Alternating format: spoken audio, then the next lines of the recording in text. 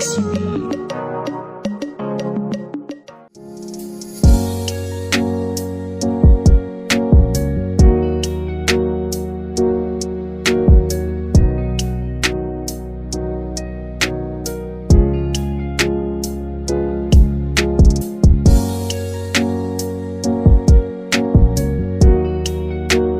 Je vous souhaite la bienvenue à la place de l'Amazone qui nous accueille.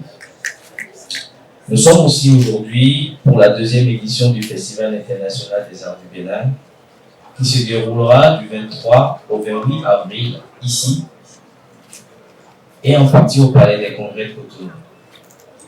Le FINAB est né suite à ma participation à une réunion sous-régionale sur les arts et la culture, principalement à l'UNOA. Tous les autres pays évoquaient fièrement un festival phare de leur pays. En tant que Béninois, je n'ai pas pu évoquer un événement.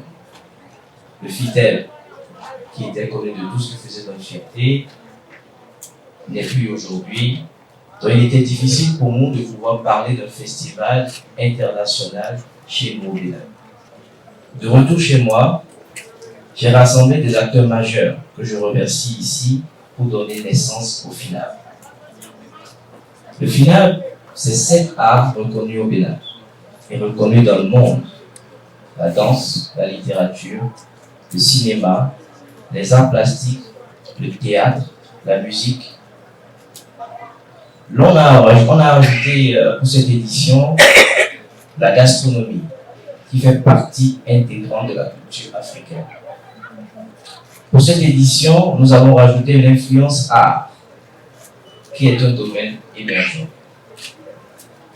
D'ailleurs, cette édition consacre les talents émergents dans tous les domaines d'art. C'est en pensant à tous ces talents que nous avons lancé le FINAB Révélation. Pourquoi nous parlons de révélation? On a beaucoup d'artistes aujourd'hui, jeunes, béninois, qui ont du talent, mais qui n'arrivent pas à se rendre à l'international parce qu'ils n'ont pas les canaux. Le FINAB leur donne un portail d'information, un portail de communication, afin qu'ils puissent se vendre, qu'ils puissent vendre leurs œuvres à l'international. Pour cette édition, je suis heureux de recevoir au Bénin des éminents promoteurs de festivals. Vous savez, les festivals en Afrique, c'est un réseau. C'est un très grand réseau, et quand vous ne faites pas partie du réseau, il est difficile de pouvoir apporter la solution à ceux de chez toi. Au Bénin, je vois difficilement des artistes chanteurs qui ont envie d'aller à Visa for Music, qui ont envie d'aller au REMA, qui ont envie d'aller au FEMUA, mais ils n'ont jamais le portail. Ils ne reçoivent pas les invitations, c'est très difficile pour eux. Le gouvernement fait le maximum, mais nous, en tant que privé, nous devons apporter également des solutions. Aujourd'hui, pour cette édition, nous faisons venir une dizaine de promoteurs des plus grands festivals en Afrique qui vont venir au Bénin, qui vont rester 3-4 jours afin de pouvoir échanger. Pour que désormais, s'il y a un Béninois qui a envie d'aller au Visa for Music ou ailleurs, qui passe par ce festival pour pouvoir avoir une place là-bas et une place de qualité.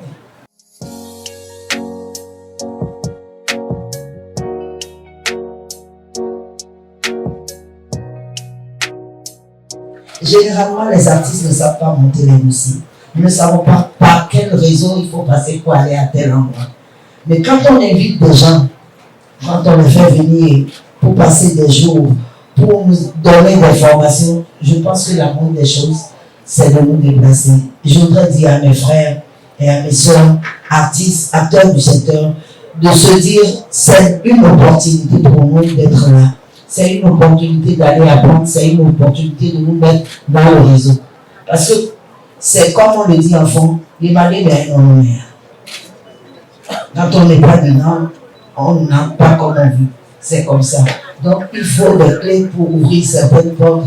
Et à travers les différentes conférences, à travers les débats que nous aurons, à travers les formations, les masterclass, je pense que tout ceci sera à la portée de tous les acteurs culturels de notre pays.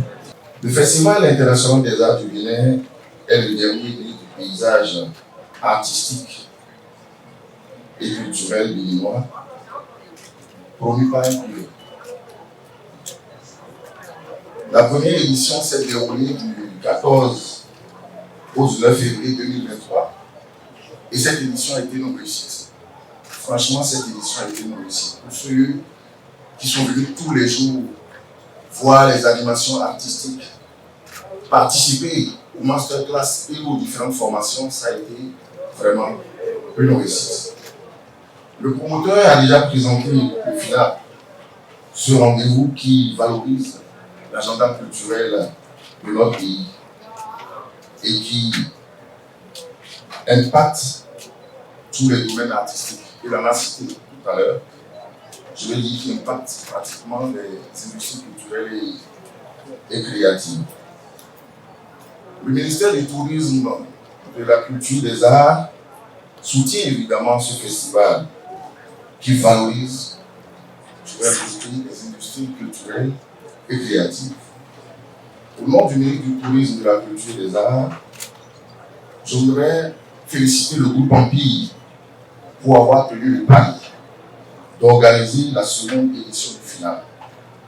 C'est vrai, je m'inquiétais.